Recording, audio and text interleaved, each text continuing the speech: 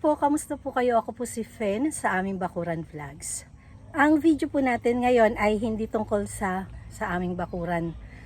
Ngayon kung makikita nyo yung nasa likuran ko dito, maiiba po yung makikita nyo ngayon. Ito po yung sinasabi ko sa inyo na isa sa mga pinagkakaabalahan namin. Kaya po, hindi po ako ganong nakakapagbigay sa inyo ng video tungkol sa mga orchids. Meron po na pinagkakaabalahan kami ito. Pero bago po tayo magsimula, paki-like, comment, and subscribe po. At huwag niyo pong kakalimutan na i-click ang notification bell para po ma-notify po kayo kapag meron po tayong bagong upload. Ayan, nandito po kami ngayon sa mini farm. Ito po yung isa sa pinagkakaabalahan namin ni Sir Bernie. Kung makikita nyo, wala pang kahit ano na nakatanim dito. Kaya ngayon busy kami at nagtatanim. Tingnan nyo naman yung pawis namin. At talagang kailangan magtanim kami ng mga fruit bearing trees. Ito pong lupa na to nabili namin dito sa San Rafael, Bulacan. Bale, ito po yung lahat ng nabili namin, 960 square meter. At wala namang nakalagay na mga tanim. Sabi ko nga kanina, wala pang tanim. Pero yung side na yon, nag-start na ako na magtanim ng ubas. At may mga papaya ako dito sa gilid. Meron naman po kaming kapitbahay dito, yung dating boss ng Sir Bernie. Binili rin nila yung lupa na to para magtanim at maglibang. Tapos eto, meron na po kaming kubo-kubuhan dito. Kaya po sobra busy kami. At tingnan nyo naman yung view. Ayan o. Pero yung kubo na to, igagawi lang po bahagya dito. Tapos mag-start na kami next week ng paggawa. Lalagyan ng CR, lalagyan ng lababo, at lalagyan ng tambayan. Kasi itong kubo na to napakaliit lang po. Ayan, kung mapapansin nyo ang kubo namin, ay may tambayan dito. At ito, side na to ay kwarto, napakaliit lang. Kasya lang kami ng Sir Bernie dito. Pero doon sa kwarto, hindi kami kasya na maiga. Ayan, Sir Bernie, nagtatanim. May tanim na rin kami dito na buko, mga golden buko. At salamat sa pinsan ni Sir Bernie, si Ka Albert at saka po si Ka Oli na taga dito sa San Ildefonso. Diyan sa kanila kami nakahingi ng mga golden buko. Maraming salamat sa inyo, Ka Oli at Ka Albert. Ayan, mga nakatanim na po itinanim ng Sir Bernie dito sa gilid. Kasi yung kabilang side na yon, sa kabila po, iba na yung may-ari ng lupa. Meron din na nakatanim dito. Ito lang yung mga nakatanim na tatlong variety yata ng saging. Ito raw yung red na saging.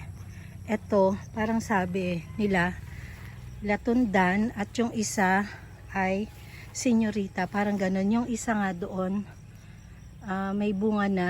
Ito rin may bunga. Tingnan natin. Ayan o. May bunga. Matitikman na namin yan. Malapit na. At meron yung pinakadulo ng lupa namin. Merong nakatanim na kakawate. Sabi ko kay Sir Bernie, huwag ipaputol kasi maganda yan at na yung mga sanga niyan lumaki.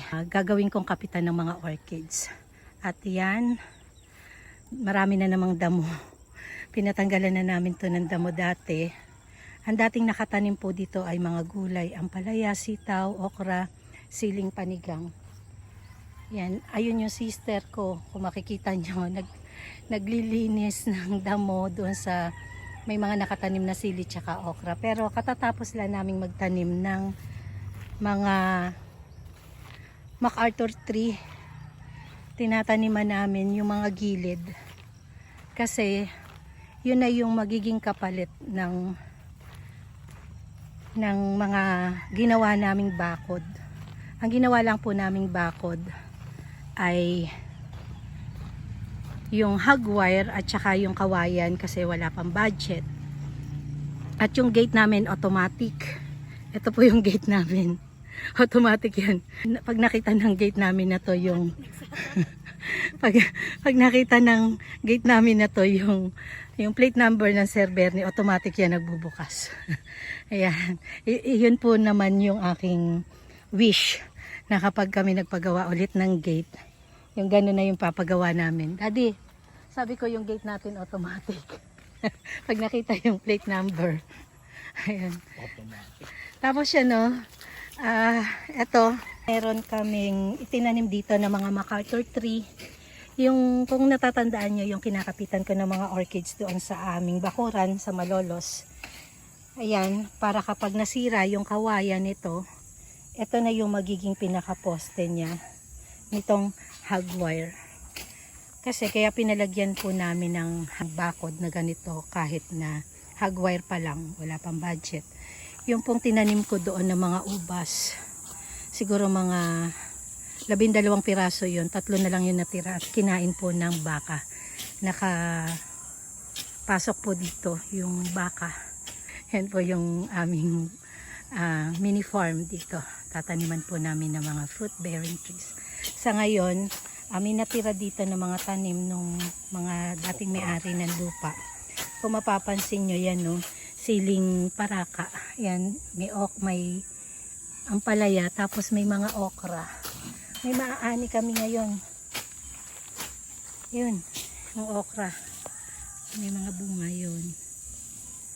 Tapos ito, yun, may mga sili pa din doon. Mga harvest na namin yan. At yung ibang gilid nito, tataniman pa namin.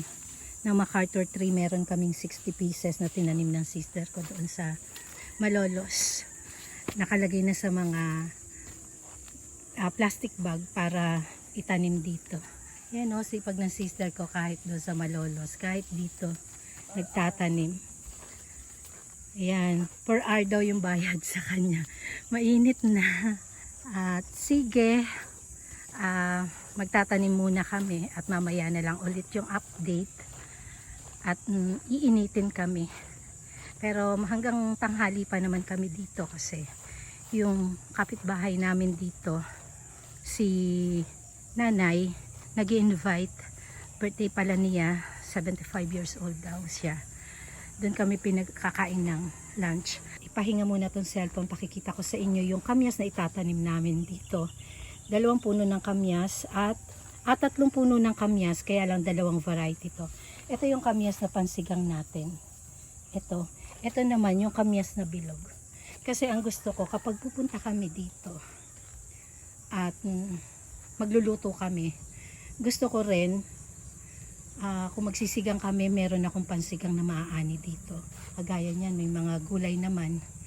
Sandali lang naman po na magbunga itong kamyas, mga 6 months lang yan. Magbubunga na yan.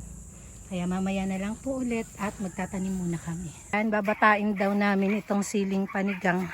At marami pang bunga, mag-harvest kami. Sayang naman kasi pwede pa to kahit na medyo maliliit. Pwede pa sa mga pansigang. Napakaanghang nung sili na to, kaya maganda rin kahit maliliit. Pero malalaki ang bunga nito, yung unang mga bunga yan, no. Kukuhanin pa namin to. Ito yung tanim nung dating may-ari nito. Ngayon, namamatay, nabubuhay. Ayan, may mga okra pa din. Nandito, ang daming puno ng sili. Yan, no? Nag-harvest ang aking sister. Siyempre kasama rin namin siya rito, hindi lang sa Malolos. Pati dito. Ayan, mag-harvest tayo ng sili.